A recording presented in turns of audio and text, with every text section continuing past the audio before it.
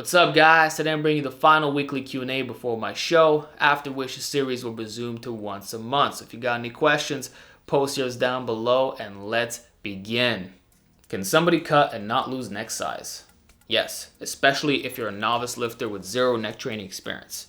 It doesn't even matter if you're in a deficit or surplus. If your starting point is 13 inches, like you have a real pencil status, and you start doing some direct work, you'll put on 1 to 2 inches irrespective of diet, and even if your neck training programming is optimal or not. Like even body weight can get you far. Just doing slow and controlled neck curls at home, or with a 5-pound plate on your forehead, 10-pound plate, whatever. It doesn't take much to grow your neck when you're actually untrained. Now, when you have some experience down, yeah, it's going to be difficult. And, obviously when you get to around the 16 to 18 inch zone, it's more likely that you will lose neck size in a calorie deficit, particularly if you don't train it. In that case, it's almost inevitable. Goals can change. It is what it is, right? So I haven't trained my neck at all in the last couple months. Certainly doesn't help, but even if I were to train it, just because we store a lot of fat there, like just put in perspective, your average fat guy, when he gets a dress shirt, it scales with the neck. So he might have 18 inches, yet it's super weak. You can't even neck curl 5-10 pounds for sets of 25. So it's not because he has all this muscle, no, it's just fat.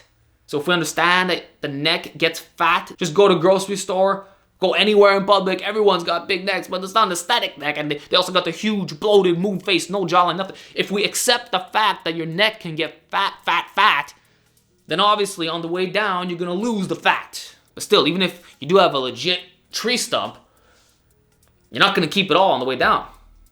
Minimum 1 to 2 inches, in my experience and observation. And it also depends how lean you wanna get. If you're shredded, yeah, you're gonna have a death neck. If you're like 12-15% body fat, yeah, you'll keep a lot of the size gains. So it's a combination of how lazy you're going to be. A lot of people tend to skip it on the way down. How fat your starting point was. And your training experience. Do plateaus really exist in a fat loss phase? Yes. Otherwise, our species would have died off a long time ago. It's your non-exercise activity thermogenesis. Your body's smart and will find ways to adapt. Not to mention the fact that a lot of cardiovascular related activities are highly skill-based.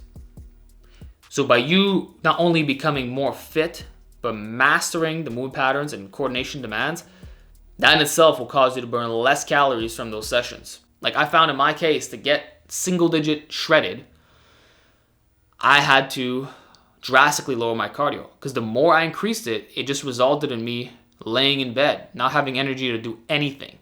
So even if I did burn more by going a bit more intense, yeah, on paper, like technically I should be eating more, it doesn't equate to that way. Also, the longer you cut, the more muscle mass you can lose. And that in itself is an independent factor for your TDEE.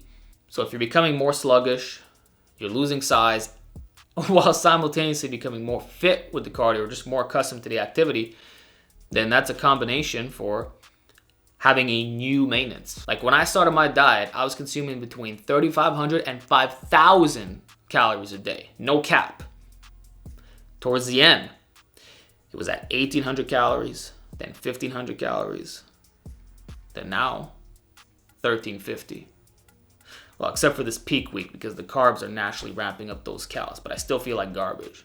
The point is, the calories had to be adjusted because of all the factors I previously mentioned. And so if you're not coordinating accordingly, which is going to be more noticeable as you get leaner, then expect a plateau. Maybe that's your body fat set point. Maybe you're just chilling at that zone, or maybe you have certain weights that you can naturally maintain without much effort, but then you'll have to be more meticulous to go past that point. Like for me to go from fluffy to relatively lean, there's going to be no plateaus. The plateaus kick in when I try to push it to single digit body fat, because now my body's really fighting against me. So I think the end destination matters a lot in this discussion. Just finished a long cut from probably well over 30% body fat down to 20%. Well, I've lost around 30 pounds in the end. Good job, man. Is it feasible to remain around 20% for a while and recomp, or should I just continue down closer to 15% and lean bulk sooner? Thank you. Up to you. If I were in your shoes, I would just get down to 15% and then slowly lean bulk up to 20 and recomp from there on. But that's me. I'd be curious. You're halving that body fat if you think about it. From 30 to 15, wouldn't you want to see what you look like in a lean state when you're this close, because 20% is the upper level of that leanness. And although recomping is preferable right here, like it's the perfect opportunity, I mean, you've already lost so much weight. Why not just finish it off? You don't have that much longer to go. But, if you're content with the weight loss, you're still bear mode, you hold on to the weight well, and in general, you're happy. Like for you, being over 30% to 20, you probably think you look pretty lean right off the bat, and I don't blame you for that. I would say the same thing in my case. So if you are content, you've been cutting for a while, you just want to get some slower gains in, know that it's consistent, you're still a big boy, you got that nice appetite in, yeah, it shouldn't be a problem. I actually did this in 2016. I stayed at 181 for the entire year, and I recomped nicely. And you know what? That's probably what I'm going to do again. But first, I'm going to hit a body fat that I'm just chilling, where I can eat a lot of food. I'm completely full, satisfied. Obviously, all healthy foods, having some cheat meals here and there, but something that's sustainable, right? And that's probably going to be on the upper teens of body fat. Just be careful. Make sure you don't bulk from this position. Don't slowly go up to 25%. Like if you're going to recomp, you do it right. You got to still be disciplined with your diet. What's your take on periodizing tempo and or ROM? To me, it sounds like it could help overcome plateaus if done strategically, yet I don't hear many guys recommending this. You're an incredible inspiration, and I truly wish you the best. Thank you, my man. Range of motion, I've always been talking about. You want to incorporate deficits, normal ROM, and partial ROM. Of course, this factors in your anthropometry. And regarding tempo, Matt Wenning was one of the first to talk about this. The reasons he gives are completely wrong, though. Time under tension and how manipulating the tempo can offer more benefits for hypertrophy has nothing to do with that. The results are going to be exactly the same in this context, so I can say that there's actually no advantage other than the fact that you can maybe reduce injuries a little bit. But when you get closer to failure, there's going to be rep slowdown regardless. You're getting all the high threshold motor units, you're good. So I just view this as another way to accumulate PRs, or if you don't want to increase the weight, keep your training more fresh, and why not get more out of less weight for some movements, especially if you got something that doesn't have the best resistance profile. There's certainly nothing wrong with having a strict cadence that you stick to, or you have multiple cadences and you just get PRs across all of them instead of, say, rotating the movement to something that's completely different. Changing the tempo could be smart if you want to retain some specificity without necessarily hurting yourself. So let's say you can bench 2 plates for reps, but it's with a fast cadence, which there's nothing wrong with. This will build comparable size to that slower tempo. But let's say you're doing 3x10. Fast on the way down, or control on the way down, but then you're exploding, right? And you switch it up to a 2-4-2 tempo, or 3 seconds on the way down with a 2-second pause. You might go from 10 reps all the way to 6, but you're still benching 2 plates. Now, does that change the hypertrophy outcomes? No, it does not. Does it lower injury risk? Maybe by reducing peak forces a bit. Does it allow you to milk 225 for longer? Yeah. What happens when you work up to doing 10-10-10 with that slower tempo? Well, obviously, you're going to be way stronger for it. And you didn't have to increase the load. This could be good for guys who have limited equipment, limited dumbbells. What if your gym only goes up to 100 pounders? I do this a lot. If I don't feel like putting on more load on those dumbbells, because I got the spin lock kind, or I'm at a gym, yeah, I can just change the tempo. But again, I need to point out that there's nothing special about this. It's just another way of tracking. And I don't think it's something that has to be heavily manipulated with periodization. This is very much common sense. Write down that tempo if possible, or at least film yourself so you have an idea of what it looks like, but don't over stress. At the end of the day, if your form is controlled on the way down, explosive on the way up, you're probably going to be good. As long as you're, minimizing momentum, swinging. If your form is clean, doesn't matter if it's a little bit on the faster or slower side, provided that the proximity to failure is matched. Either way, you're going to get those strainy, grindier reps towards the end. 1 press and 2 tricep accessories, or 2 presses and 1/no tricep accessories. Definitely don't skip accessory work. Otherwise, you're going to be torso dominant, an elite bench press with sticks for arms, just like a lot of these IPF raw powerlifters who can bench more than 90% of bodybuilders, yet it doesn't even show.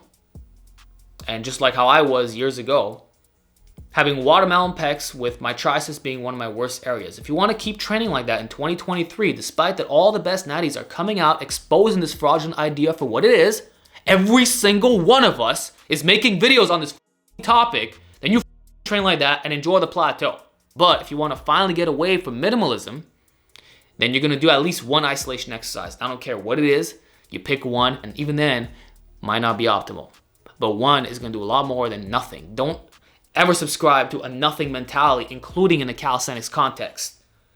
If you're going to do diamond push-ups, which is one of the best mass builders, if you're going to do incline close grip push-ups, if you're going to do dips, if you're going to pick the most triceps bias press you can do, the best of the best optimal exercise that'll even put on the majority of your mass. Even if you just stick to that, it's not going to be enough. You have to isolate on the side with something that is within the realm that you're doing. So if you're doing calisthenics, you do a bodyweight tricep extension with rings or off the floor or whatever the you can come up with. I don't want to hear any of these questions. Can I skip my isolation work for arms? Unless you have supreme genetics, good luck. You're gonna fail. Just like I failed, just like all of us who failed. Then the other thing, your question is flawed by design. Why is one press even an option? It shouldn't be. Minimum two. A horizontal and a vertical, or you double down on either or depending on what you're specializing in. So that means the real question is this. Should you do 2 presses with 1 isolation or 2 presses with 2 isolations? Or 3 presses with 1 to 3 isolations? It entirely depends on your program, mostly your volume and frequency. But the bare minimum is going to be 2 presses and 1 isolation. Personally, I do 3 compound presses, 2 sets each, so a total of 6 sets for compounds. And I do 2 isolation movements, again 2 sets each. Can we do a seated cable press instead of using dumbbells? That's your choice. In my opinion, the gains will be comparable, given the fact that we can move independently. And actually the cables, there's no obstruction, whereas dumbbells can affect the range of motion on your presses, particularly in the bottom. You might not be getting as much of a stretch. Whereas in a cable press, it's standardized from super beginner all the way to elite status. You're always getting the same range of motion. So the only thing that changes is getting into the starting position. That could be difficult. When you got hundreds of pounds, having to holster it, I don't like that. And the other thing is that cables actually aren't that stable. They're on a similar level of dumbbells. So between cables and a good converging pressing machine, I'm gonna go with the machine. Like if I go to gym, there's hammer strength and there's cables. There's no way that I'm gonna grab an adjustable bench from one side of the gym, drag it all the way there, and then set up the angle perfectly so I can optimize my setup. Like if it's not a preset cable thing, I'm not doing it because that takes up time. It's also the most crowded station in the gym, especially now with the optimal ideas being so popular. By the time you get to your workout and even get into the starting position and all that, like I'd rather just hit the dumbbells that are right there. You just grab them and go. And then progressive overload, the cables can differ. You don't know how they're manipulating the ratios. It could be a 2-to-1, 3-to-1, 4-to-1, I don't know. Now it doesn't actually matter when you equate it, but still it can be difficult if alternating different machines or trying to get the perfect position every time. You know, how forward or back that bench is. Making sure that you're actually biasing the correct tissue. Like this is all stuff you can learn. Obviously, I'm not saying we're all idiots here, but just to say there's a lot more headaches. And like if I wanted to hit the upper chest, instead of me doing some weird cable press, you know, I'd rather just lie down on a 30 or 45 degree bench and do a normal incline dumbbell bench. Work up to maxing out the stack. Like if you can work up doing over 100 pounds on that, your upper chest is solid. Dumbbells are badass. They got that old school factor. Simple, effective, can never go wrong. And the gains are gonna be rather comparable without breaking your brain. Upper chest is lagging even though I got to 100 kilos for reps on the incline bench press. Thanks for answering my questions. We can't just say that because you incline bench 2 plates that a massive upper chest is guaranteed. For one, if you're natty, that's going to be a very difficult area to develop. Like it's only in the last year and a half where mine finally came up.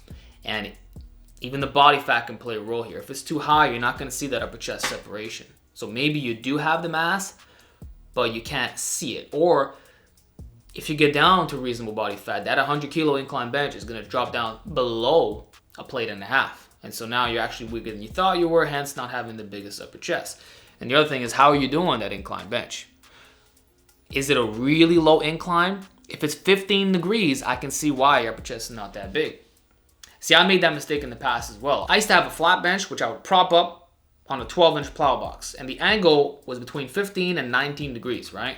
And I used to do close grip incline pause benching with 235, 3x10, no problem. My upper chest was garbage. I even did 3 plates on that angle, which equated to 295 off a 30 degree. And I worked up to doing 315, right? That was my PR last year. But just to say, you actually need to be in a correct incline position. Not to mention the arch itself must be factored in. And the arm path. So if you're at 15, okay, which is nothing, and then you're arching like crazy, you're essentially doing a flat bench. You are. And then if you're pressing the weight out in front of you, where the arm is not aligned with your upper chest fibers, you're biasing a different division of the pecs. And what about range of motion? How low is that elbow going? It should be below 90 degrees in most cases. Like when I do my incline Smith presses, you see the arm bend. That's what it should look like. And for a lot of people, that might be bringing the bar down to the clavicle. That's something I learned from Pete Kacharian. And ever since making this switch, like, yeah, you're going to be a bit more flared, I feel the upper chest that much more. And it's great for a short arm bencher like myself. So try that if you have pretty good leverages. And of course, full ROM. If you're doing half reps plus the arch plus the wrong bar path, then it doesn't matter that you're hitting kilos, especially if you're in a heavier weight. So these could be some simple reasons why you lack that separation. Hey Alex, I have a bulging disc in my lower back. What are some leg exercises you recommend that won't aggravate that? First of all, see a medical professional. I'm not an expert in this department, but what I will say is to build your quads, you can do belt squats. This will force you to use 1/3 of your regular working weights while creating a tractioning effect on the spine. So whether you're doing that by standing on plyometric boxes or getting a dedicated machine, it's totally worth it. You're minimizing compressive forces, minimizing absolute load, no back stress at all, including the upper portion, all legs. This has been one of my main exercises, including leading up to this competition, because my recovery is so compromised at this point that I can't handle putting a bar on my back. After a couple sets, I feel like everything's gonna give in. So being single digit increases your injury risk, and therefore you have to find exercises that are easier on recovery. Belt squat's the best one. I would pick this over a hack squat because the hack, you're gonna have to go a lot heavier. I'd also pick this over a leg press, particularly the 45 degree, because that can cause lower back pain for a lot of people as you go past a certain point. Obviously, you can keep yourself in that active range of motion, but you gotta load up all these plates, and there's always a risk that if you go a little bit too low, you can snap some up. So unless you got like a flat leg press, which I think are the better ones, or like a specific angle where it's unlikely that you're gonna have some rounding of the spine, I think belt squats are unmatched in terms of getting a bilateral squat pattern in, where it's not just some fluff baby exercise. And then for the posterior chain, reverse hypers are a great bet. But depending on the severity of your bulging discs, maybe you don't want to be rounding and extending. It's hard to say, but for most people, it tends to cure the pain while building all the muscles of the deadlift. So you can actually replace good mornings and deadlifts for reverse hypers if we're just talking about the muscle building effect. Obviously, it's not specific whatsoever, and eventually if you only do those, the carryover is not going to be that good. Like, you probably will get weaker, but just for pure mass, you max out that machine, 4 plates aside, yeah, you're going to have good glutes. And for hams, like leg curls, lower back won't be a problem.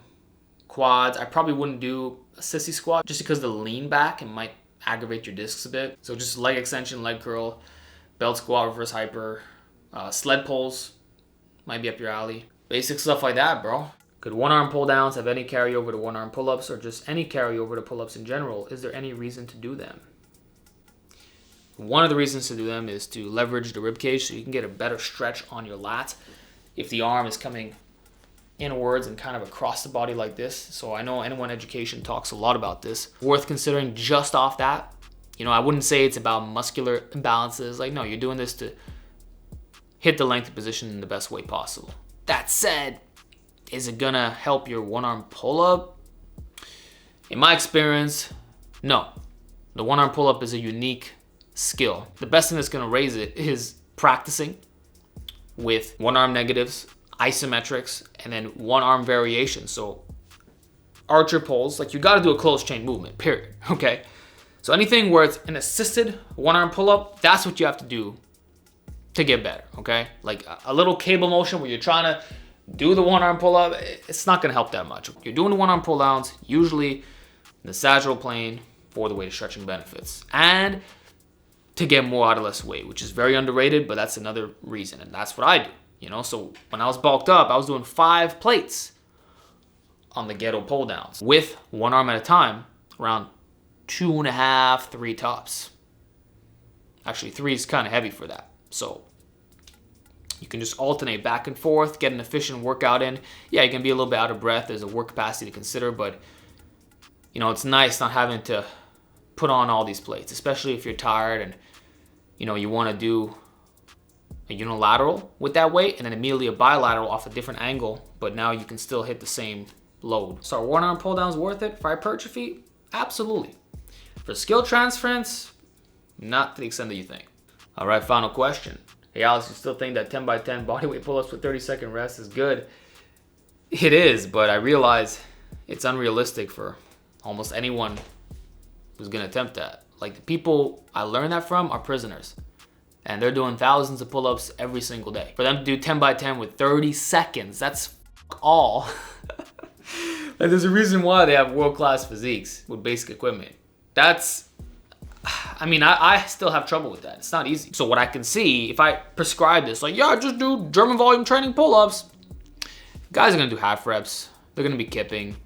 So if I know that it's not gonna be done right and that the standard itself is on a different level, then why am I gonna start making workout videos on 10 by 10 and recommending it? Like every time I post these extreme things, people don't roll with it. I don't blame them. It's too hard. So I become a lot more empathetic towards these kinds of things. Not that we're coping or that it's impossible. It's just, why would you do something that's terribly inefficient? To me, someone who can do that already has an elite back. It's just a proxy.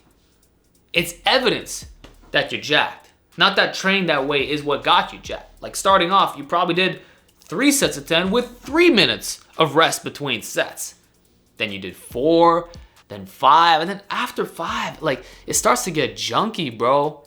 Especially as you lower those rest intervals. So the people who are doing this is because they're so strong that lowering the rest is still submaximal for them. So I want you to think about how insane that is. That's gonna take you less than 10 minutes to get 100 pull-ups. It's not easy to do that. As someone who's done 500 in a session, it takes some hours, okay? So I'm saying is, if you're doing your pull-ups correctly, full range of motion, squeezing the back, controlling the tempo, and that doesn't mean like super slow, but actually having a cadence going on, then 10 by 10 with 30-second rest is just hardcore. But honestly, props to anyone who can do it. Like calisthenics will get you right. It still blows my mind that guys say you can't build an elite bodybuilder level back. Like my back's my best body part. I credit pull-ups all the way. And certainly I've done my fair share of 10 by 10. I just don't think that's what got me to this level. You know, it's really the weighted calisthenics, the lower repetitions, longer rest. Like that's where it's at now. That's it, guys.